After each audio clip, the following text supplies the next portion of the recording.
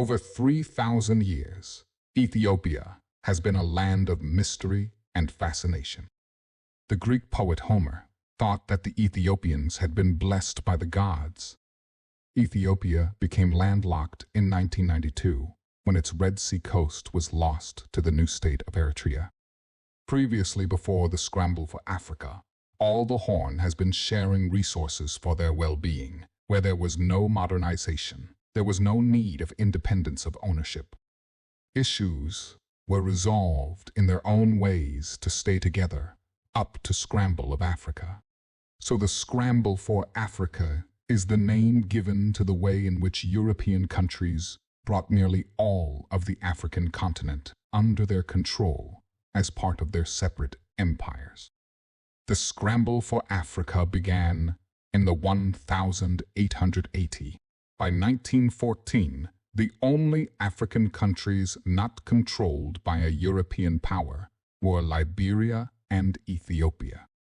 France took possession of Djibouti, called French Somalia, in 1884.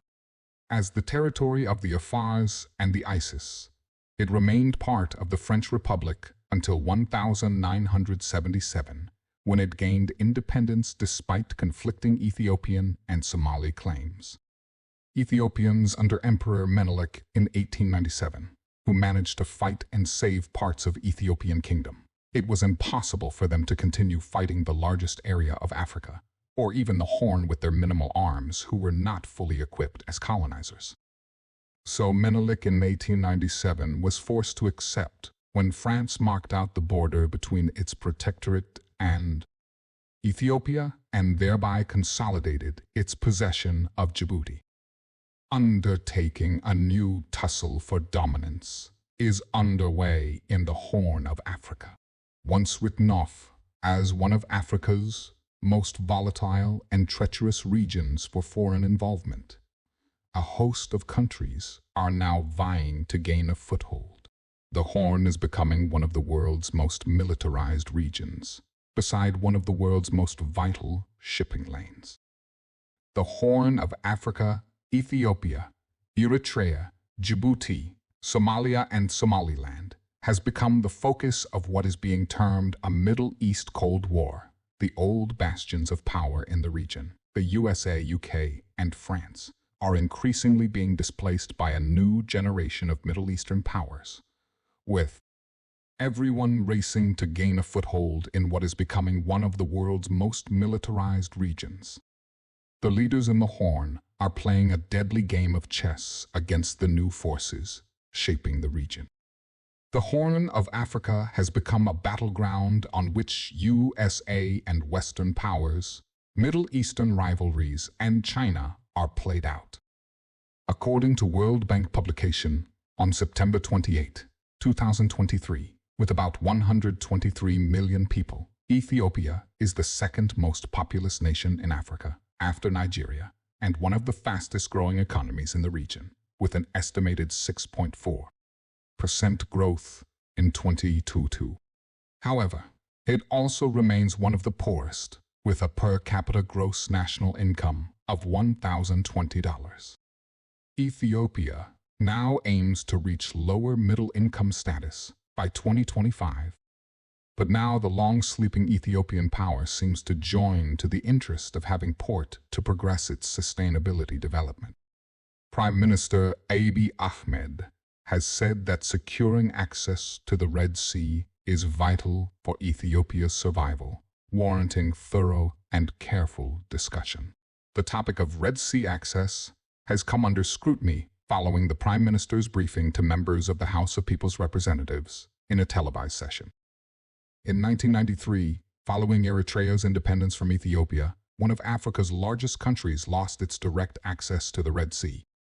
Since then, the country has relied on the port of Djibouti, a neighboring small country, for imports and exports. The Red Sea and the Nile are intimately linked to Ethiopia, serving as the pillars that could either propel the country's progress or lead to its demise, Abiy said. While the Prime Minister's speech is not explicitly directed towards Eritrea, Many are voicing concerns that it could potentially strain the recently improved relations between the two countries. The Prime Minister emphasized Ethiopia's crucial position as a major water source for neighboring countries, citing rivers originating in the country that flow into various neighboring territories.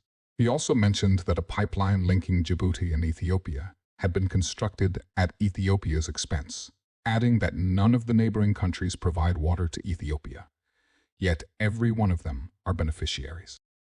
Declaring, "I will take yours, but I won't give you mine," is not appropriate. Ethiopia, indeed, has every right to pursue access to the Red Sea and the Indian Ocean, Abiy asserted.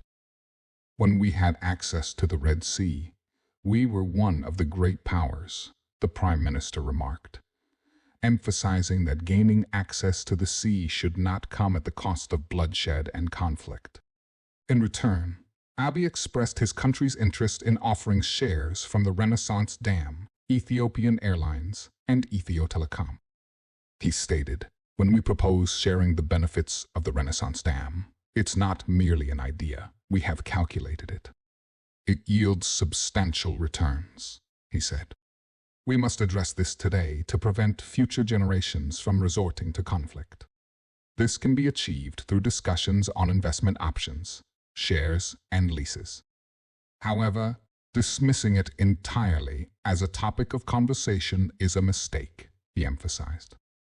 Abiy highlighted that port charges are exceedingly high for the country, noting that this amount of money could be used to build the Renaissance Dam every 3 years.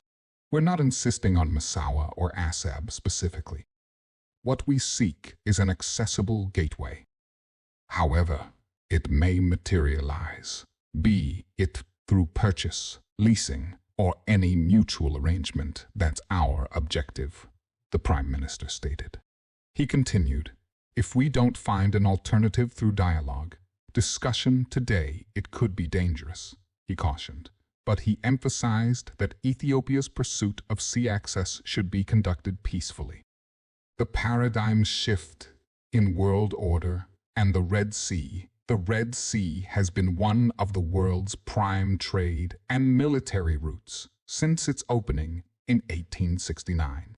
In the last few decades, the world's powerful nations like USA and Europe and Russia, now China, has been using it to ensure their access to Africa, Southeast Asia, and Australia for resources, markets, and strategic security. Ethiopians, with a wider field of geopolitical vision, empirical analysis, and diplomatic maturity, has always identified Ethiopia's access to the Red Sea as one of the key factors which will be increasingly shaping Ethiopia's national security strategy, internal stability, economic development. Diplomatic posture. Countries from as far afield as Asia, Europe, and North America have been aggressively engaged in determining the geopolitical shape of the Red Sea and the Horn of Africa as long as it existed, affecting the lives of billions of Africans.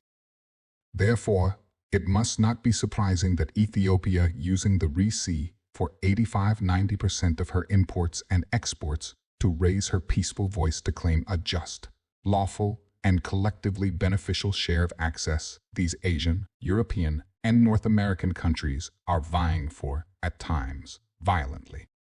The resulting posture of Ethiopia with such ambition, as a matter of course, has always been and will always be inextricably linked to the countries that are in the Red Sea and Horn area as some of the key parameters long before now. Eritrea steadfastly independent and against Western policies, but suffers immeasurably by the West's sanctions. Djibouti became military base for world's powerful nations command's coral area at Bab el-Mandeb, but economic dependence on Ethiopia trade and Western aid. Somalia and Somaliland unstable in its security risk and weak economy. Yemen made unstable command's coral area of at Bab el-Mandeb. Saudi Arabia, most influential in Middle Eastern BRICS member, with oil-rich economy arch enemy to Iran and significantly normalizing relations with Israel, so moving away from dependency on USA. Ethiopia also became BRICS member and great untapped potential great influence in Africa and non-aligned diplomacy challenged by internal conflicts. With the current evolving global paradigm shift away from the USA and Europe-dominated global unipolar system, vis-a-vis the increasing competitiveness of the world's largest countries, developing economies including China, India, and Russia, it is improbable that the above 8 countries will be in any current list of most favored and strategic allies to USA and Europe, most probably except Djibouti. Such is the devilishly complicated geopolitical, diplomatic, and economic landscape in and around the Red Sea, within which Ethiopia must conduct its geopolitical calculus to determine the modalities of her foreign policies, choosing her strategic allies, determining her economic partnerships, and adjust her diplomatic nuances, amongst other considerations. In this complex geopolitical game of calculus, with so many moving parts, where does Ethiopia fit? How should she play this game, navigate its high and low waters, to create new opportunities and maximize all available possibilities to exploit her full potential? The world around Ethiopia, more to the point around the Red Sea and the Horn of Africa, is changing at a breakneck speed. Hence, Ethiopia should be at that high table with her own interests. It is vital to bring this burning issue to this table sooner rather than later.